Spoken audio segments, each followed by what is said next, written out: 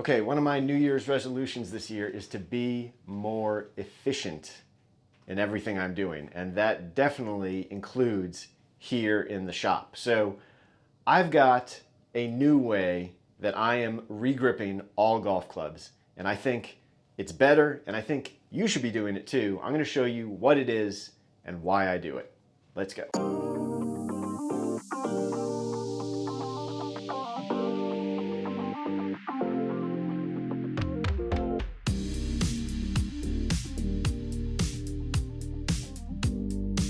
So there are really three key changes I've made to how I am now regripping golf clubs. But what hasn't changed at all is the first step of, if you are removing old grips, that basically has stayed constant, which is you're going to want a utility knife with a hook blade to cut off the old grip, and you're going to want to remove all the old tape, either using a hair dryer or a heat gun or something like that to help soften up that adhesive, get all that old tape off. So that has not changed. We're going to jump right into the next stage, which is putting on the new tape and putting on the new grip.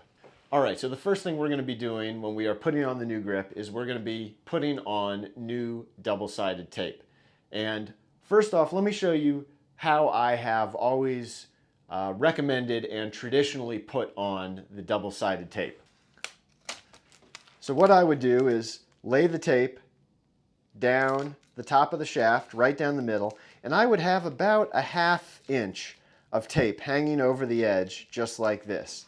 So what we would do is we'd wrap one side of the tape around, we'd wrap the other side of the tape around, get it nice and smooth, and then all this tape at the end, I would twist into a little knot, or just kind of twist it all up, and then push it inside the tip of the grip so that it completely seals off the inside of the shaft.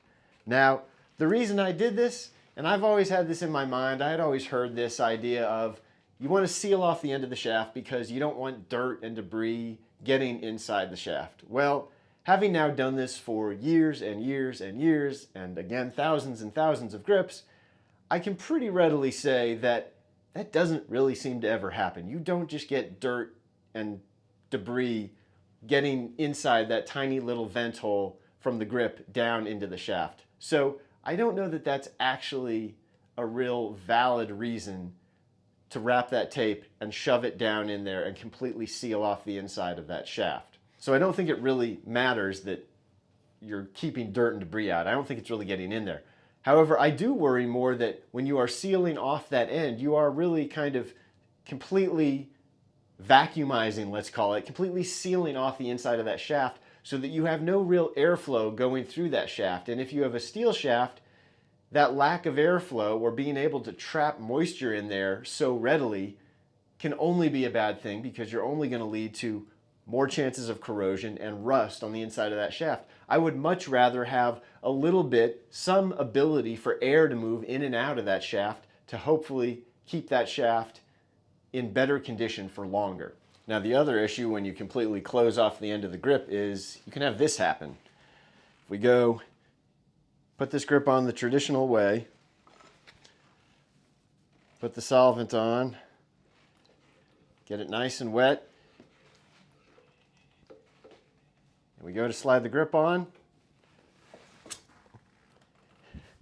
and what you see is a fire hose-like spray of grip solvent flying backwards. So if you are not readily aware that that's going to happen and stand off to the side like I just did, well, that grip solvent is going to get all over you, all over your clothes, all over anything that's behind you, much like it did here. I'm going to have to wipe off my shaft puller here because I did that with such gusto. So all of these are reasons where I don't think having that back end of the grip completely sealed off with tape actually makes sense.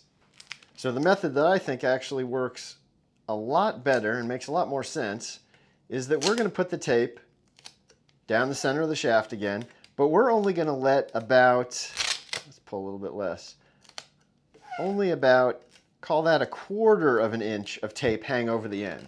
Now, once again, we're going to wrap down one side, make sure we get it all smooth, wrap down the other side. But at this point, when we tuck in the tape, and I'll just show you right here, instead of it being completely closed off what you can see there is we now have an opening down inside the shaft, which will both give us better ventilation. And the second reason, well, we'll come back to it, but that whole solvent spray that we just had will not be a problem now that we have that little opening there. One last thing I will say about this method. I have noticed when I use the old method and completely wrapped the tape and shoved it down inside the shaft and closed everything off, that I can come back sometimes days later, and if I take that grip back off, notice that that tape is still wet with solvent in the butt end of that grip, meaning that it's not completely dry. So that's never good because it slows down the process, it slows down the time it takes for that club to be ready. When I use this method and do not fully close off the butt end of the shaft, it dries much more quickly, means that you can play the club much faster. Okay, second change that I am making for all of my regripping has to do with this little piece of plastic that comes at or on the end of a lot of grips, including Golf Pride, including Lambkin. I did a video or a short, I think, where I showed that you don't even have to theoretically take this off. You can leave it on, install the grip, and just the force of the shaft sliding into the grip can break this off. However, over time, I have realized that certain brands use a different amount of plastic, use a different thickness of plastic, and what you can find is if you're struggling at all getting the grip on, it may hinder your ability to get it all the way on, and that's never good. You don't want it to get stuck because of this little piece of plastic. I've also found that even if it doesn't, it gets a little bit messy. You get some solvent dripping on it, so even when it breaks off, it's kind of messy when you have to fully take it off after the grip's on. So I've decided it just makes more sense to just take it off before we start putting the grip on. Now that being said, it's hard to get these off. You have to kind of pick at them, or you could run a utility knife on it, but I got this tip from a viewer, and I can't remember who it was, otherwise I would give a shout out, but I think this is the easiest, fastest method to get this off, and it's why I'm doing it basically every single time now. I no longer just leave the plastic on when I put the grip on. I do this beforehand, and it looks very simply like this. Grab the grip like this, have about 2 inches hanging out past the end here, and you're just going to take it onto a table and go bang it on the table a couple times. That's it. Comes right off. Don't have to worry about it. Done, done. Okay, final tip. This has to do with how I actually install the grip, how I actually put the solvent on and install the grip. So the traditional method that most of us use is sometimes you'll take a tee and stick it in the little vent hole here and fill the grip up with solvent and then kind of shake it back and forth. Sometimes, including what I always did, was just put your finger over the vent hole, put your thumb over the other end, shake it back and forth, get the full inside of the grip covered in solvent, right? So, two big problems with that. The first one is, well, you're getting your hands in contact with a lot of solvent. And I don't know how bad grip solvent, mineral spirits is to have on your skin, but I know it's not good. So if we can minimize that and have as little contact as possible with any of the chemicals that we use in here, well, that's only going to be a good thing. The second thing is, even forgetting about any sort of issues with having it touch your skin for medical reasons, it also just makes it more difficult if you get some of that solvent on your fingers to then continue the process of regripping clubs. Because if your hands have solvent on them, that means when it comes time to pulling new tape, to trying to get the tape onto the shaft and get it sitting and stuck on the shaft, that solvent can keep the tape from sticking properly, and it just slows down the entire process.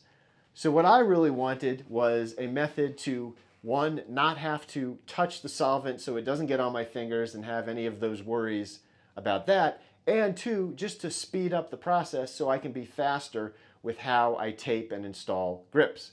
So this is the method I use now for every single golf grip. It works every time. It works every bit as well as the method that we've already discussed, but it reduces the amount of solvent that can come in contact with your hands.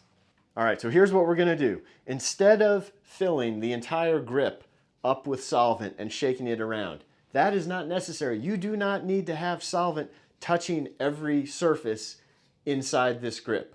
In fact, you really only need to have a little bit of solvent right down here at the tip end. So what we're going to do looks like this. I've got all my solvent in this little squeeze bottle, which makes this a whole lot easier. And we're just going to put a quick run of solvent down on the shaft, down on the tape, just like that. Second, I'm just going to take and just put a little tiny bit of solvent just in the tip like that and just let it run down inside there. Now we can slide it right on. No issues, goes on without any problem. Also notice with this method, without capping off the tape there at the end, we don't get nearly the pressure buildup and the explosion of grip solvent spraying out of the back where it can cover you and cover everything else. It's a much smaller amount of solvent that leaks back out. Again, we get everything lined up. We make sure everything's where it needs to be. Wiggle the end of it. Tap it down a couple times. We're going to let this club rest now in the grip down position so that any leftover solvent will drain out. This will dry again much faster and be ready to use faster because we don't have that excess tape wedged up in here that can kind of just hold extra moisture in there.